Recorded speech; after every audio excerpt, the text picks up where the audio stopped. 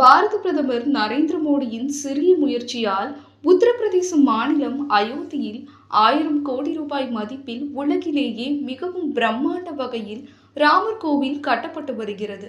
இந்த கோவில் வரும் 22ஆம் தேதியன்று கும்பாபிஷேகம் நடைபெற உள்ளது. இதற்காக இந்தியா முழுவதும் உள்ள பல அரசியல் கட்சிகள், இந்து அமைப்பை சேர்ந்தவர்கள், சினிமா பிரபலங்களுக்கு அழைப்புதல் வழங்கப்பட்டு வருகிறது.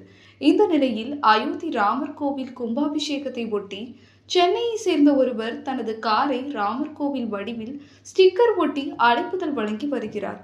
சென்னை புறநகர் பகுதியான ஆவடி அடுத்த நிமிலச்சேரி பகுதியில் வசித்து வரும் இந்து விவேகா அமைப்பை சேர்ந்த மாநில தலைவர் இல கணபதி இவர். வரும் 22ஆம் தேதி அயோத்தியில் ராமர் கோவில் கும்பாபிஷேகம் நடைபெறுவதை முன்னிட்டு தனது காரில் ராமர், லக்ஷ்மணன், அனுமான், சீதா தேவி உள்ளிட்ட சுவாமி படங்களையும் அயோத்தி ராமர் கோவிலையும் ஸ்டிக்கர் வடிவில் தனது காரில் அலங்கரித்துள்ளார். நகரின் முக்கிய பகுதிகளில் காலை முதல் மாலை வரை பொதுமக்கள் பார்வைக்கு நிறுத்தி வைத்துள்ளனர். மேலும் அந்த காரில் சென்று பொதுமக்கள், இந்து அமைப்பை சேர்ந்தவர்கள் அயோத்தி ராமர் கோவில் கும்பாபிஷேகத்தில் கலந்து கொள்ள வேண்டும் என்று அந்த பகுதி மக்களுக்கு அழைப்புதல் வழங்கி வருகிறார். காரில் அயோத்தி ராமர் கோவில், ராமபிரான் உள்ளிட்டோர் படங்கள் அச்சு அசலாக அலங்கரித்திருப்பதால் பொதுமக்கள் ஆச்சரியத்துடன் பார்த்து செல்கின்றனர்.